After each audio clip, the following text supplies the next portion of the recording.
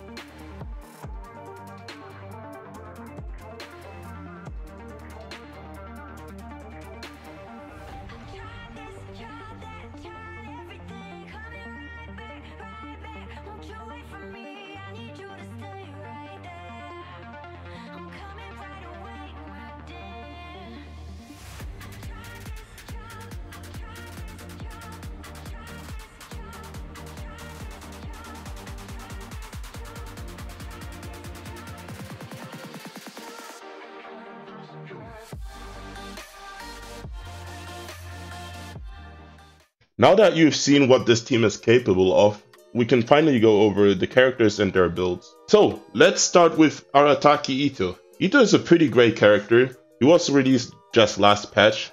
Yeah, his banner left, I think, a week or so ago.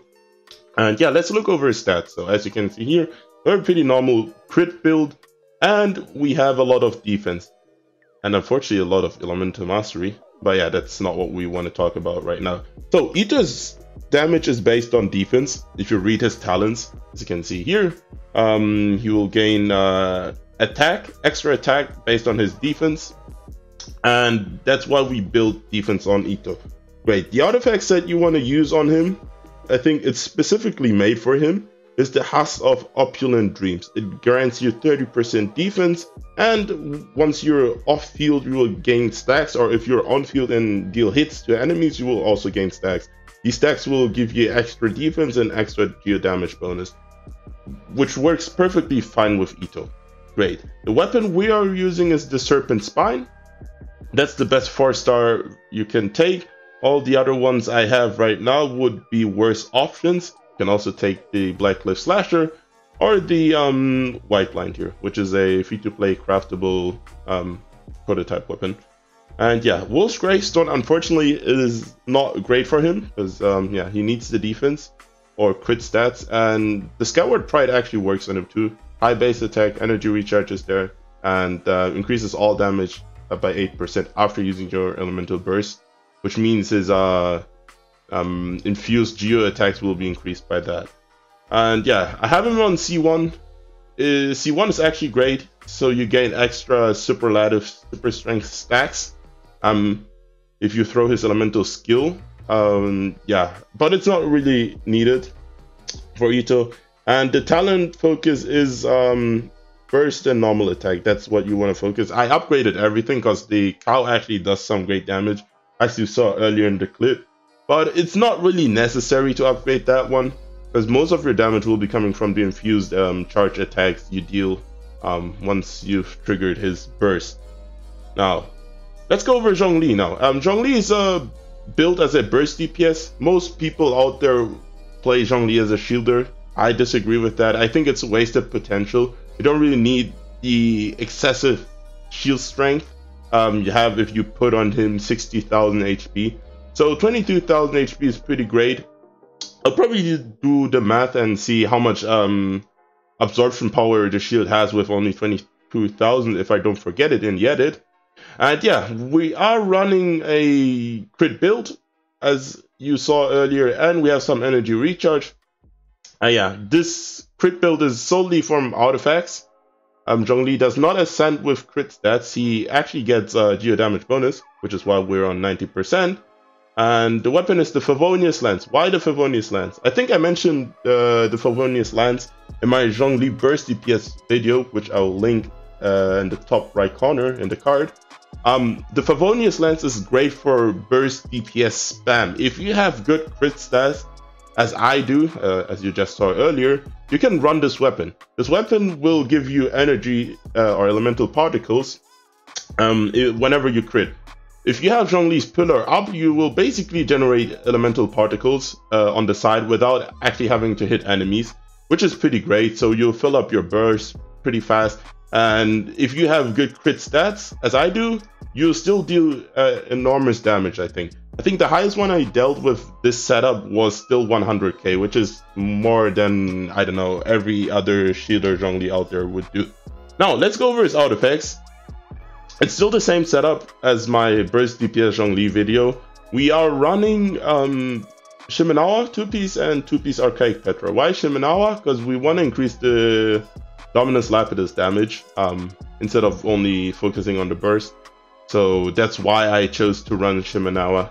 But the best combination, if you only want to focus on his burst damage, would be 2-piece Noblesse, 2-piece Archaic Petra. The constellation, I have C1, so I get an extra Dominus Lapidus.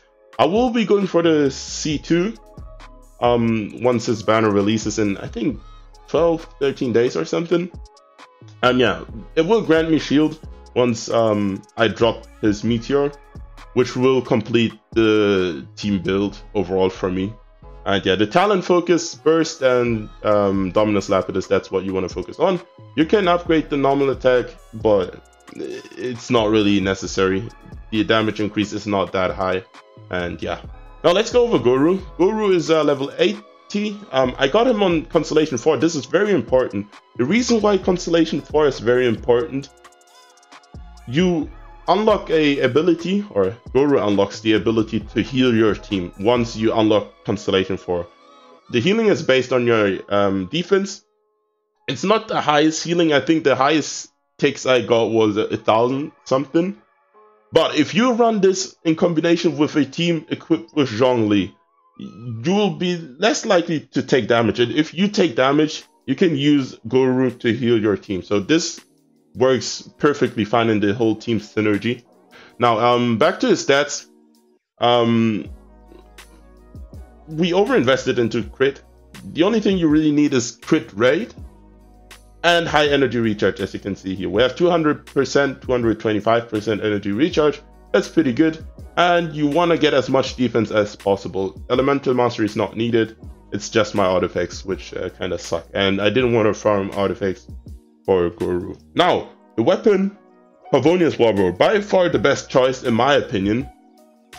People also play Sacrificial Bow. I don't think it's smart because, as you can see here, his elemental skill has the duration of 10 seconds and a cooldown of 10 seconds. You don't really need the sacrificial or the reset from the sacrificial bow. So the Favonius Warbow will be better because, same as the Favonius Lance, it will give you on crit hits elemental particles so you can fill up your burst much quicker. The artifact set we are currently running on Gorou is a 4-piece Noblesse. You can actually run the new set, the Husk of Opulent Dreams. I personally chose to go with Noblesse because it will increase my Zhongli's attack.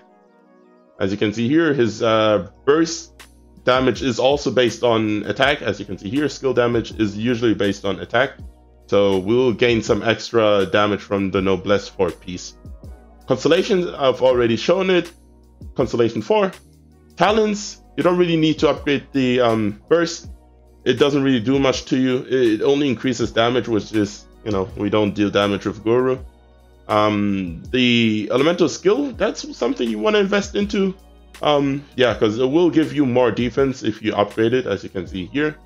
The higher you have, the higher defense buff you get, which is pretty great. And yeah, the deal damage bonus, I don't know if it distributes it to the entire team. I would have to look it up, but I'm not sure right now. And yeah, and the last character will be Albedo. Albedo is a great off-field support DPS or burst DPS, depending on how you build him. If you give him full defense or if you build him on crit. I build him on crit, as you can see here right now. We will have to improve the crit rate by a little bit, but as of now, it's still fine. So, and yeah, the weapon we're using is the Cinnabar Spindle. So all the crit stats are from artifacts again, like always. The Cinnabar Spindle was a event weapon in version 2.3. If you missed it, you will probably not get it anymore, like the Festering Desire, unfortunately, unless MiHoYo brings those weapons back, which I highly doubt at this point. And yeah, the artifact set we're running is a 2-piece Archaic Petra, 2-piece Noblesse Oblige. You can again run the new artifact set, the House of Opulent Dreams, but since this set is new, you will have to do excessive amount of farming, and if you already have a 2-piece Noblesse, 2-piece Archaic Petra, I don't really think you really need to spend that much resin, especially as you saw earlier in the clip. It still works, we still deal proper damage, and yeah, in my opinion, it's not worth it to go for it. Now, Constellation, he's on Constellation 0. The talents we focused on are the Solar Isotoma and his Tectonic Tide, which is his Elemental Burst. Great. So, as of now, I think that's everything you really need to know about this team. This team is fantastic since Arataki Itto has been added to the game, and Gorou. The synergy is great. You see, we always have our bursts ready. We can spam every single character's burst. Albedo, Gorou, Zhongli, and Itto. And it's so much fun to play with this team. And yeah, I hope you enjoyed this video. If you did, please make sure to subscribe to the channel. And maybe share this video to your friends or somebody who hasn't seen the full Geo team yet. And like the video, and yeah, take care and see ya.